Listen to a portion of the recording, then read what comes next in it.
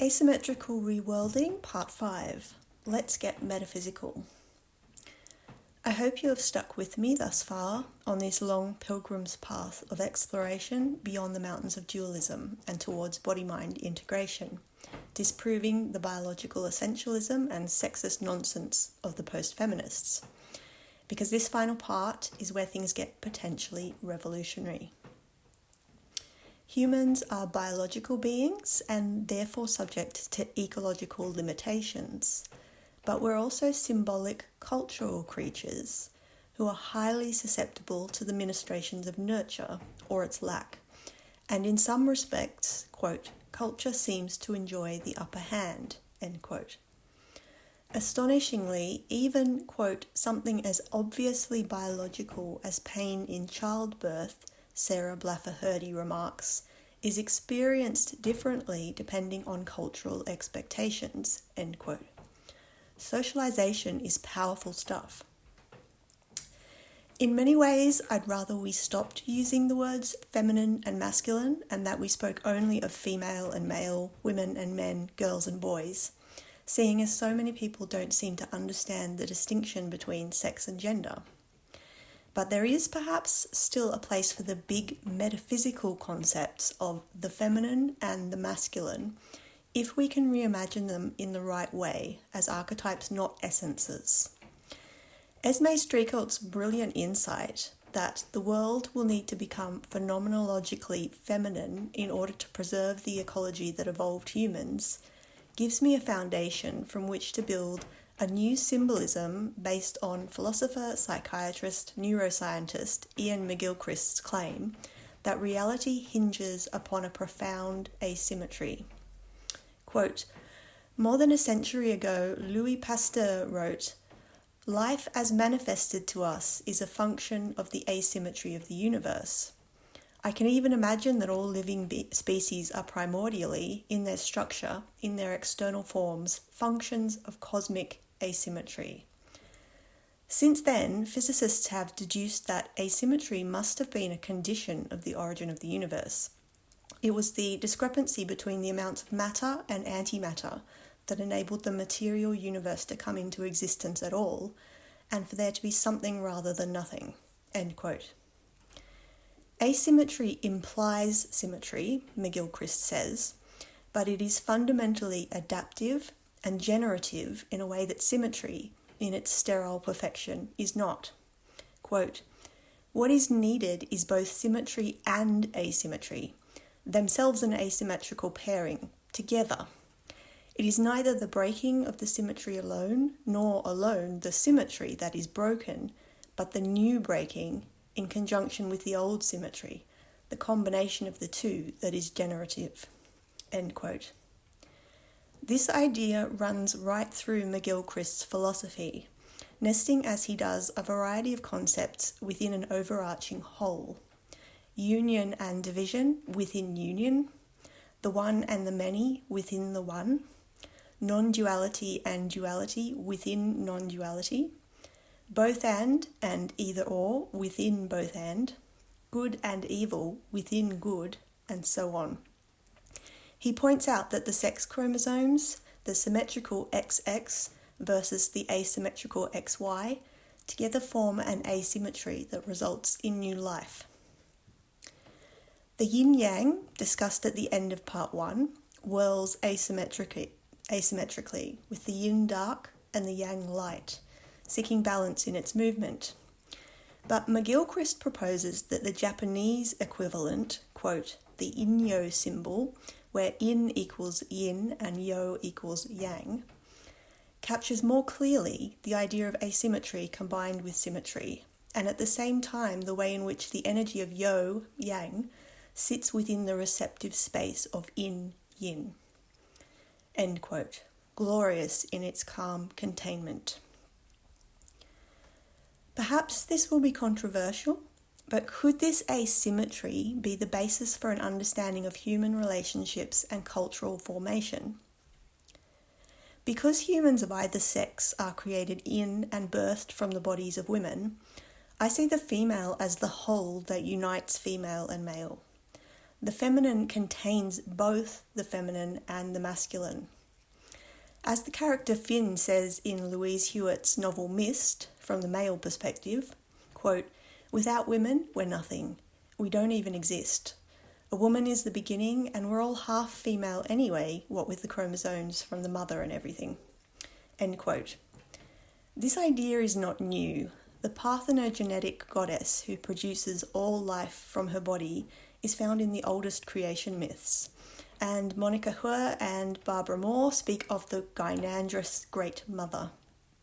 But the metaphysics of asymmetry and the image of the Inyo is what makes this truth finally feel graspable.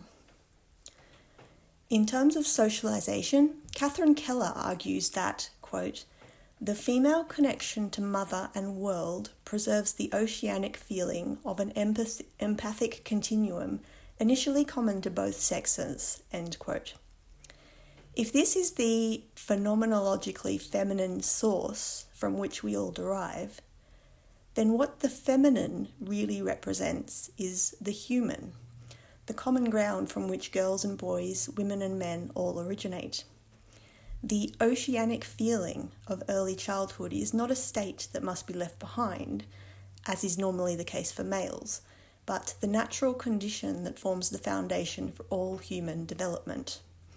And within that reality of connection and primal empathy, we can differentiate interdependently and uniquely in creative response to the influence of others and the world. As McGilchrist says, it is, quote, "the coming together of sameness and difference that makes relationship possible," end quote. There is no hierarchy here, for female and male are each necessary, though they are joined within the gynocentric Earth community as a whole. As Keller elaborates, quote, "We may assume that the male child is also originally a relational being, feeling at first connected to the world every bit as intimately as the young girl. At a certain point in his development, the lack of an intimate paternal presence throws the boy into the beginnings of his woman-negating self-definition, where be a man means do not be like a girl," end quote. Genevieve Vaughan coined the word masculation for this process in which the boy is socialized into a false, non-nurturing identity.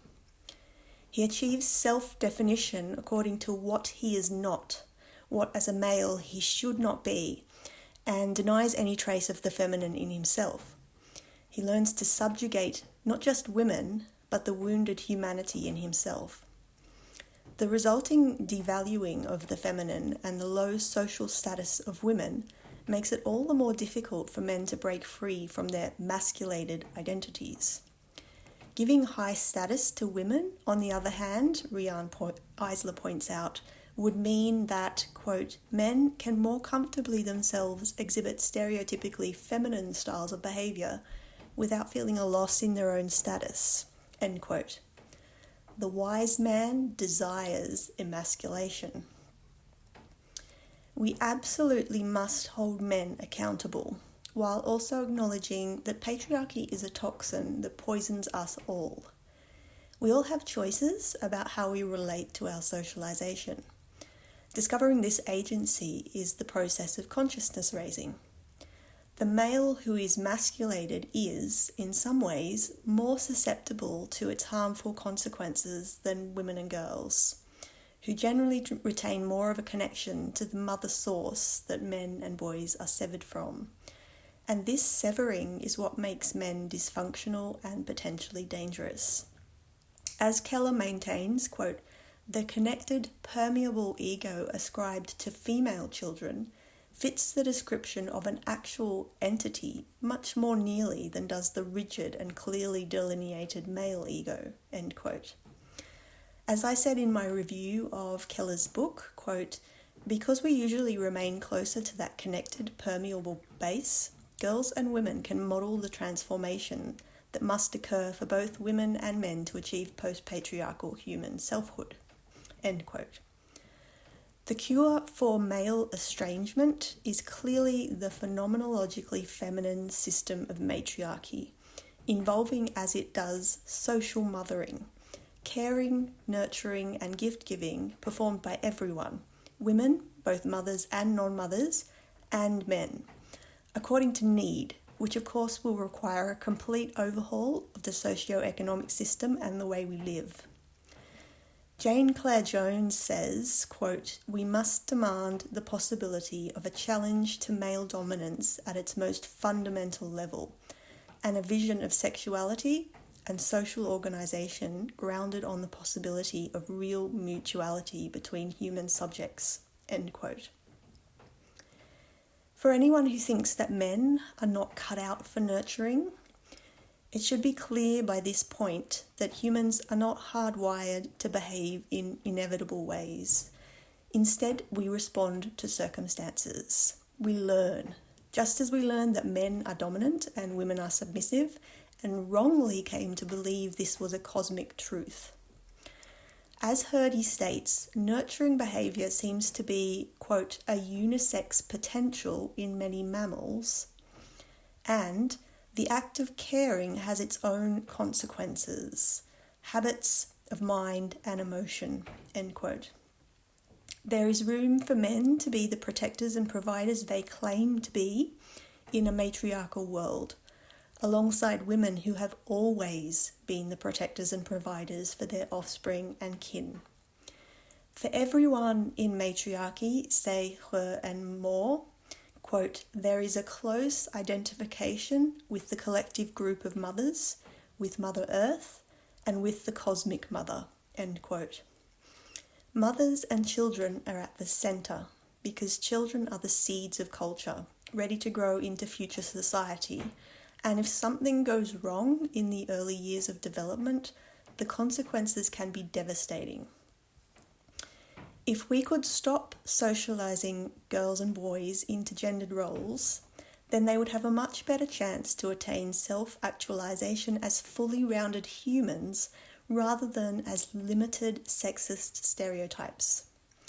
Most importantly, men would remain within the circle of the feminine rather than disconnecting from it and denying its natural home within them and their natural home within it. Quote, "The issue is full involvement on the part of female and male parent figures in what traditionally was mothering," Keller says. Then there is reason to think that gender identity would simply break down, leading to more self-differentiation for women, more effective connection for men. The sexually derived sense of self would indeed change, but in the direction of more, of multiple possibilities, and not of even fewer, as the unisex version of androgyny, for instance, implies, end quote. This would be the pluralistic, liberating dance of difference, of betweenness. Quote, "Everything is understood within its penumbra of significances, in its context, all that encircles it," end quote. Visually, I think the Inyo is suggestive of many things. Grandmother Cosmos birthing Mother Earth, Earth gestating life, female enfolding female/male, ovum engulfing sperm, womb cradling fetus, mother holding child, nature gently embracing culture, the dark of the unconscious encircling the light of consciousness. Quote, "She is the dark night and the black soil that holds within itself the intense powers of light, the secrets and the forces of all life. She is the mouth, the vagina, the passionate and wise source from which all comes and to which all returns. The black-winged night laid a silver egg, the moon, in the womb of darkness, in the dark waters. The Divine One resided in that egg during a whole year. Then she, by herself alone, divided into two halves, and out of these halves she formed heaven and earth." End quote. The asymmetry of the feminine and the masculine enfolded by the feminine does not suggest domination or imbalance, but a certain necessary configuration within the larger dance that generates and sustains life. It suggests priorities, the values of care and egalitarianism that must be central for cultural flourishing. Everyone must bow to the needs of the mother-child dyad, to Mother Right, to the gynandrous great goddess. Though of course that would occur within a wider cultural nexus that enables everyone to grow and thrive, especially women. Quote, "What the mother and the mother wants is a social and cultural order that supports her making human people and her being a human person in the female mode at the same time," Streachailt says. If this were the story of how the world works, our ontology, then men and women would know themselves to be body selves in the male and female modes, instead of flattened into bodies in search of themselves, wearing gendered masks. End quote. I'm aware that all of this might sound like wishful thinking, but unlike the nonsensical fantasies of the post-feminists I have refuted in this series, it's built upon sound reasoning. And reason is embodied thinking. It is the explicit, the known, surrounded by the implicit, the unknown, united within the wholeness of the implicit, seen in the inyo. Altogether, this thinking weaves a new dream for human life on Earth. The so-called, quote, male domain of thought and action, end quote, that has superseded the, quote, female domain of the body and being, end quote, see part 1, has always been a false domain, albeit a pervasive one that invades our body-minds via our upbringings and cultural conditioning. The reality is that the feminine, the union that holds division and union within it, never split the body and being from thought and action. All of the different facets of existence are connected and flowing, part of a multi-layered wholeness. Matriarchy is, quote, the experienced unity of psychic, productive, sexual, cosmic power and activity in the egalitarian collective of women, end quote, and it is returning. Heide Gottner-Abendroth speaks of a matriarchal consensus revolution that, in contrast to conquest revolutions, which rely on violence and an elite leadership, would transcend left/right models of politics. Quote, an open, non-absolute model of the future that oversteps the prevailing system, not through orthodoxy or strategy, but through countless diverse, intangible experiments. It is, she says, a flexible utopia. It has a perspective, but does not slavishly adhere to it, end quote. It values the continuous process of change, rather than focusing exclusively on the desired outcome. This is reminiscent of Francois Debon's idea of mutation, a necessary cultural metamorphosis that occurs from the bottom up. Quote, feminism is not solely the protests of the human category that has been crushed and exploited from the most ancient times. Feminism is entire humanity in crisis. It is the reinvention of species. It is truly the world that will change its base. And much more still, there is no longer any choice. If the world refuses this mutation that will surpass all revolutions, just as revolutions surpass the spirit of reform, it is condemned to death. End quote. Renee Gerlich says in an inspiring speech, quote, the test of whether our spiritualizing or our politicking are about anything real lies in whether they are moving us closer to a world without rape. That is what distinguishes a truly progressive spirituality or politics. In party politics, only a women's party can offer this vision. Even the Dalai Lama has said that women will save the world. And it's true, because we are the ones who long for the change all humanity needs, not as an abstraction or a nice idea, but in our bones as a need that our lives depend on. End quote. There are, therefore, multiple paths, multiple possibilities, as long as we found our efforts upon the right values, on female solidarity, and engage with the ongoing process of Earth's phenomenologically and ontologically feminine evolution. Ultimately, the predicament underlying all other predicaments is the patriarchal outgrowth of civilization itself.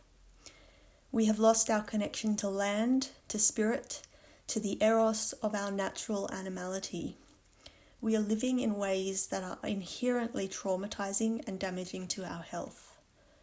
No one escapes from the harm, though some experience it more acutely than others, most often women and children. Feminism grapples with the difficult recognition that men as a class still present a danger to us, and with the uncertainties of a future of increasing misogyny and disembodiment, as well as the present and coming reality of ecological collapse.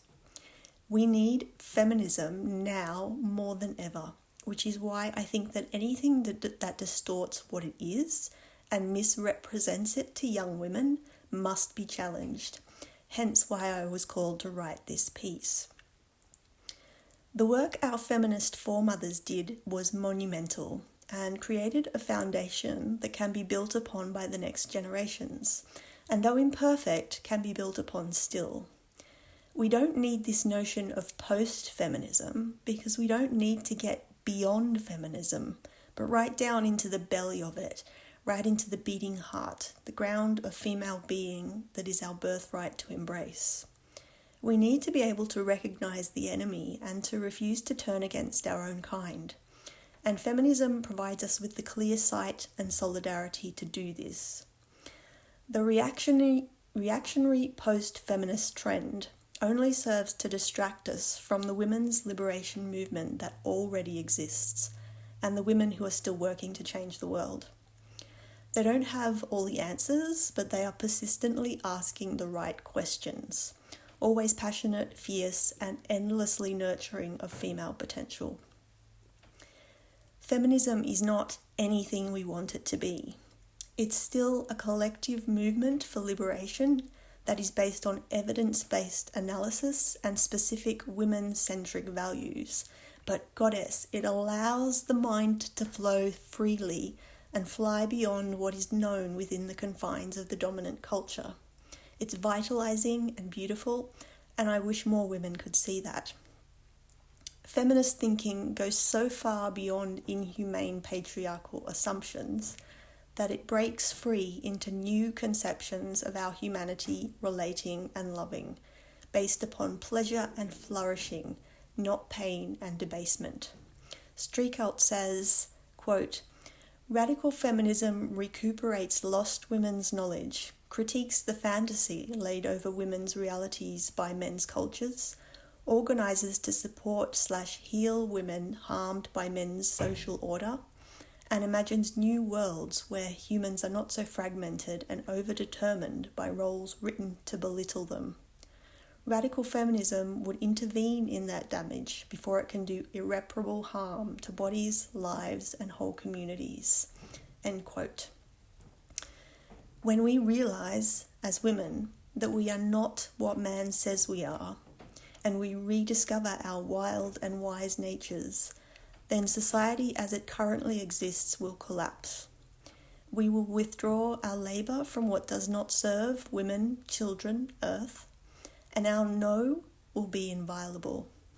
And while to the immature patriarchal mind this may seem like willful chaos and destruction, which they fear, it will actually be the deepest form of care and recreation. Men too will rediscover that they are not what man says they are, and that full humanity is their birthright, long unclaimed. Healing means coming to wholeness, and when women and men are whole, there will be a new phenomenologically and ontologically feminine world, a world we once knew but forgot. This is true revolution. We women have a bone memory of what egalitarian, free, peaceful life was like. And we have the diverse, flowing, generative solutions because in the beginning we created culture and the children followed.